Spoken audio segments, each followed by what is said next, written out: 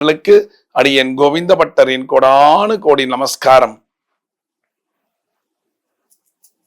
எப்பொழுதுமே பெண்களுக்கான சில வியாதிகள் உண்டு. எல்லா பெண்களுக்குமே இருக்கு இல்லையா? அதுக்கு அடுத்தது கல்யாணம். ஒரு குழந்தைய பெத்துட்டா அது வளர்த்துட்டா போதுமா? அந்த குழந்தைக்கு ஒரு கல்யாணம் பண்ணி வைக்கணும். அந்த கல்யாணம் பண்ணி வச்சப்புறம் ஒரு குழந்தை பிறக்கணும். இது அம்மா அப்பாவினுடைய எண்ணங்கள்.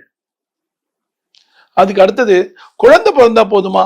அந்த குழந்தைய நல்லபடியா வளர்த்து அதை ஒரு ஆளாக்கி அதுக்கான படிப்பை கொடுத்து அந்த குழந்தைக்கு ஒரு வேலை கொடுத்து திருப்பி அந்த குழந்தைக்கு ஒரு கல்யாணம். ரைட்? அப்படித்தானே? இதுதானே நம்மளோட சர்க்கிள். ரைட்டுங்களா? ஆணா இருக்கட்டும் பெண்ணாக இருக்கட்டும், இந்த சர்க்கிள் திருப்பி உங்களுக்கு குழந்தை, இப்படியே தான் சர்க்கிள் போயிட்டே இருக்கும் நமக்கு.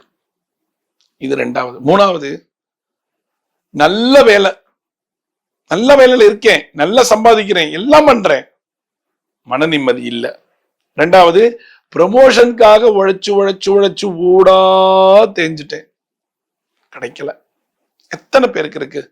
இன்னொன்னு எடுத்தா, ஃபாரின்ல பையன் இருப்பான், கல்யாணம் ஆயிருக்கும், இந்தியால பொண்ணு இருப்பா, அந்த பொண்ணு அந்த பையனோட சேரணும், விசா வாங்கி சேரணும் அப்படின்னு கால்குலேட் பண்ணா 3 வருஷம் ஓடிடும், கிடைக்காது.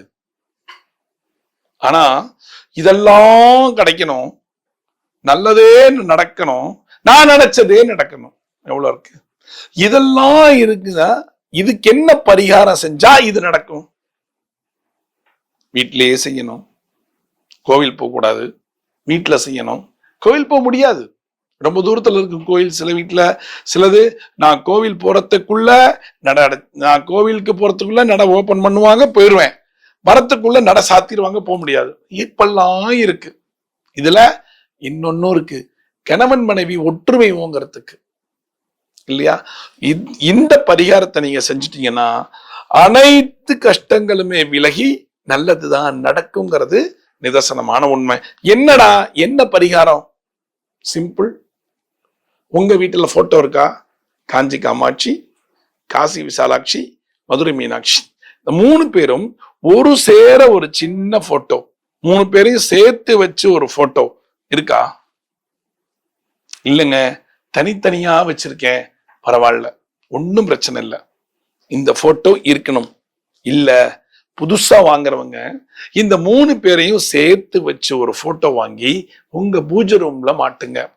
மாட்டிட்டு எப்ப இந்த பூஜையை நீங்க ஆரம்பிக்கணும் அப்படின்னா 3 பேருக்கு உகந்த நாள் வெள்ளிக்கிழமை தான் அம்மனுக்கு உகந்த நாள். ரைட்டுங்களா? அந்த வெள்ளிக்கிழமை உங்க வீட்டுல நீங்கள் எப்பொழுதும் போல ஏற்றக்கூடிய ஒரு விளக்கு, கஜலட்சுமி விளக்குன்னு தனியா ஒண்ணு வாங்கிக்கோங்க. உங்க வீட்டுல இருக்கு, நான் எப்பொழுதுமே ஏத்துற விளக்கு கஜலட்சுமி விளக்கு தான் அப்படின்னீங்கன்னா பிரச்சனையே இல்லை. அந்த கஜலட்சுமி விளக்குல இல்லைன்னா ஒரு கஜலட்சுமி விளக்கு வாங்கிக்கோங்க. அந்த கஜலட்சுமி விளக்குல நீங்க செய்ய வேண்டியது என்ன? நல்லெண்ணெய் ஊத்தி விளக்கேத்துங்க. விளக்கேத்தும் பொழுது 5 டைமண்ட் கல்கண்டு, 1 சிட்டிகை பச்சை கற்பூரம், 1 சிட்டிகை ஏலக்காய், 1 சிட்டிகை கிராம்பு பொடி, இத போட்டு விளக்கேற்றுங்க. எத்தனை நாள் எத்தனை விளக்கு? இந்த கேள்வி உங்களுக்கு வரும். உங்களுக்கு இந்த பிரச்சனையெல்லாம் சால்வ் ஆனா போதுமா? இல்ல, மேலும் மேலும் நல்லதே நடக்கணும். நான் எங்க வீட்டுல ஒவ்வொருத்தருக்கும் கல்யாணம் நடக்கணும், ஒவ்வொருத்தருக்கும் குழந்தை பிறக்கணும்.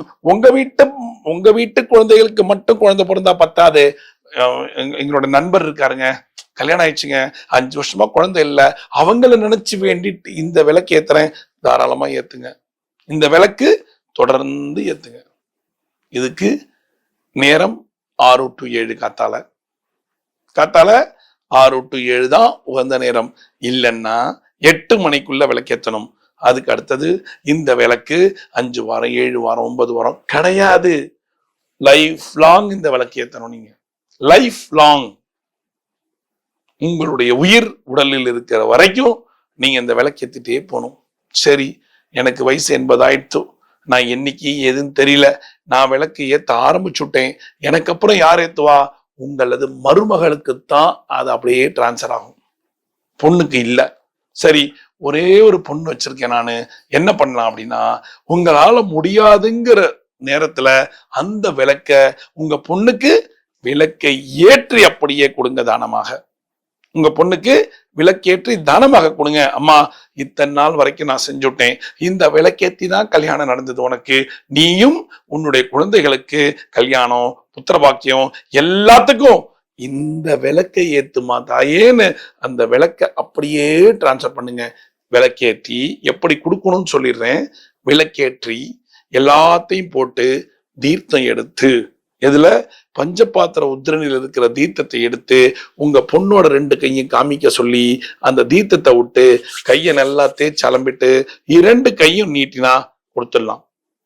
அடுத்தது கேட்கலாம், எனக்கு வயசு 52 ஆயிடுத்துங்க, என் பொண்ணு ஒரே பொண்ணு, யார் வேணாலும் கொடுக்கலாம், ஒரே பொண்ணு தானே கொடுக்கலாம். இல்ல மருமகள் தான் இருக்கா எனக்குன்னா மருமகள்கிட்ட சொல்லிடுங்க, அம்மா நான் விளக்கேத்திக்கிட்டே வரேன், நாளைக்கு ஏதாவது நான் எடுத்தேன்னா இந்த விளக்க திருப்பி நீ ஏத்திண்டே வா, விட்டுறாதன்னு. வழி வழியா இந்த விளக்கு வரா மாதிரி பார்த்து கொள்ளுங்கள். உங்களுடைய குடும்பம் தழைத்து ஓங்குங்கிறது நிதர்சனமான உண்மை. இந்த விளக்கு ஒளியானது உங்க வீட்டிலே பரவி உங்களது கஷ்டங்கள் எல்லாம் போக்கி உங்களது குழந்தைக்கு குழந்தை பாக்கியம், உங்களது குழந்தைக்கு கல்யாணம் அப்படின்னு நல்ல விஷயங்கள் எல்லாம் உங்களுக்கு எடுத்து கொடுத்து செய்ய சொல்லக்கூடிய ஒரு ஒளி இந்த விளக்குல இருந்து பிரகாசமாக எரிகிறதுன்னு பாருங்க. எரிதா? ஒரு நிமிஷம் நின்னு அந்த விளக்கு அப்படியே தியானம் பண்ணுங்க. தியானம் பண்ணும்போது விளக்கேற்றும் போது ஒரு மந்திரம் சொல்ல சொன்னேன் இல்லையா, ஜாக்கிர ஜோதி ரூபாய நமகன்னு. அது மாதிரி 2 கைகளையும் கூப்பி அந்த விளக்கோட ஒளிய கண்கள் உள்வாங்கி நல்லா கண்ணை மூடிக்கிட்டு ஓம் ஜாக்கிர ஜோதி ரூபாய நமக, ஓம் ஜாக்கிர ஜோதி ரூபாய நமக, ஓம் ஜாக்கிர ஜோதி ரூபாய நமகன்னு 5 நிமிடங்கள் இந்த மந்திரத்தை சொல்லுங்க. அதுக்கு அடுத்தது திருவிளக்கே போற்றி, திருவிளக்கே போற்றி, திருவிளக்கே போற்றி, திருவிளக்கே போற்றி, திருவிளக்கே போற்றி 5 முறை. 5 5 10 முறை நீங்க இந்த மந்திரத்தை உச்சரிச்சிட்டீங்கன்னா உங்க வீட்டுல அவ்வளோ ஒரு குழந்தை பாக்கியம், திருமண தடை விலகி நல்லது நடக்கும். லட்சுமி கடாட்சம் உங்க வீட்டுல வந்து தழைத்து ஓங்குங்கிறது நிதர்சனமான உண்மை. செய்யறீங்களா? இதை செய்யுங்க. நம்பிக்கை இருந்தா, நான் எப்பொழுதுமே சொல்லுவேன், ஒரு பக்தி ஒரு பரிகாரம் செய்யும் பொழுது அந்த கடவுளின் மேல முழு நம்பிக்கை வச்சு செஞ்சீங்கன்னா உங்களுக்கு அவ்வளவு மிகப்பெரிய பலன் உங்களுக்கு கிடைக்கும்னு நிதர்சனமான உண்மை. இது எந்த விதத்திலையும் மாற்றி எழுதப்படாத ஒரு உண்மை. ஆனா மனசார நம்பிக்கை இருக்கணும். செய்யுங்க. அருமையான ஒரு வாழ்க்கை இருக்கு உங்களுக்கு. செய்றீங்களா? மீண்டும் ஒரு சாஸ்திர சம்பிரதாயத்தில் நான் உங்களை சந்திக்கிறேன். என் கோவிந்த பட்டரின் கோடானு கோடி நன்றிகள்.